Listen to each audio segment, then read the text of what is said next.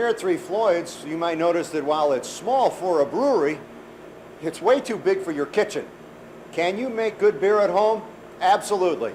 Lots of Americans do. And now you can too, with the help of author brewmaster Dave Miller.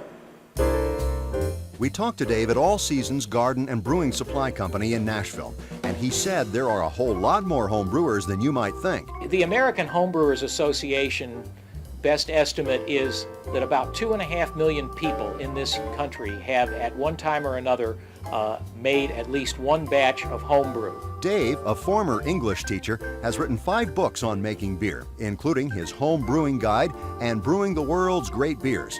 He's master brewer at Nashville's Blackstone Restaurant, building a career out of what began as a hobby.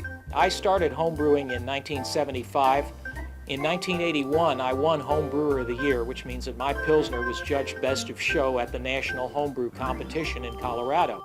But these days, I have seen fellas start out in the hobby, and within a matter of months, they are making better beer than that beer that I won national championship with in 1981. Dave credits such rapid improvement to better equipment, better ingredients, and he might add, better instruction. But what entices people to start? The first reason, making it taste the way you want, I guess you could call that the artistic side of brewing. There's also a technical side of brewing. There's a lot of gadgets and equipment that you use, and of course you're working with a living microorganism, the brewer's yeast. And the science of fermentation is, to me, very complicated and fascinating. Dave says there are 4 questions he is asked most often by potential home brewers. What is it going to cost? About $100 to start, then about $25 for each 5-gallon batch. How much time does it take? Well, as little as 6 or 7 hours during the month-long brewing process. How difficult is it? It's easy enough to get pretty good at it after 2 or 3 batches. And where do I get supplies? You should go to your local homebrew supply store. They have the kits of equipment and ingredients. They have the knowledge and the enthusiasm to help you.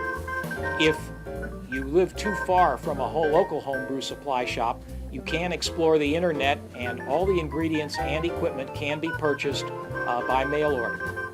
Making beer is actually a very simple process. You make wort by boiling malt extract and hops in water. You add yeast and let it ferment for several weeks. Then you bottle it, but it requires some basic equipment. You need a kettle to boil the wort. About 5 gallons is right as far as capacity is concerned.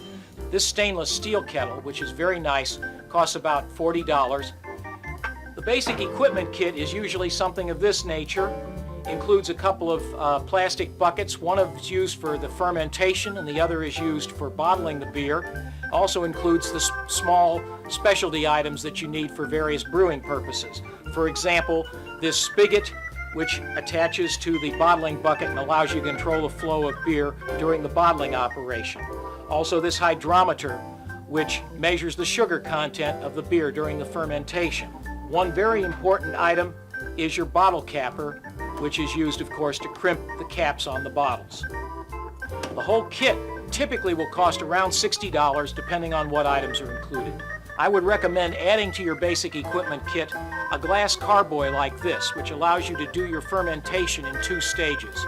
Most brewers find that the split-stage fermentation will give them a cleaner tasting beer that will clear somewhat more rapidly in the bottle. The carboys cost about $15.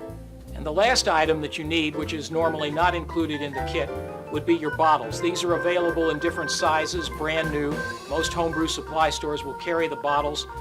Sufficient bottles to do a single 5-gallon batch of beer will run you somewhere in the neighborhood of $14 to $16. You can also scrounge used bottles and clean them yourself. Dave says you shouldn't be intimidated by the thought of making your own beer. Many people think that it takes a lot of time and a lot of money to make your own beer at home. But the fact is that it costs about as much and takes about as much time as playing a couple of rounds of golf a month. But there's one big difference. You rarely slice beer into the woods. Did you know beer had a role in the Pilgrim's landing at Plymouth Rock? Mayflower's crew was running low on beer. They didn't want to waste time searching for a better site.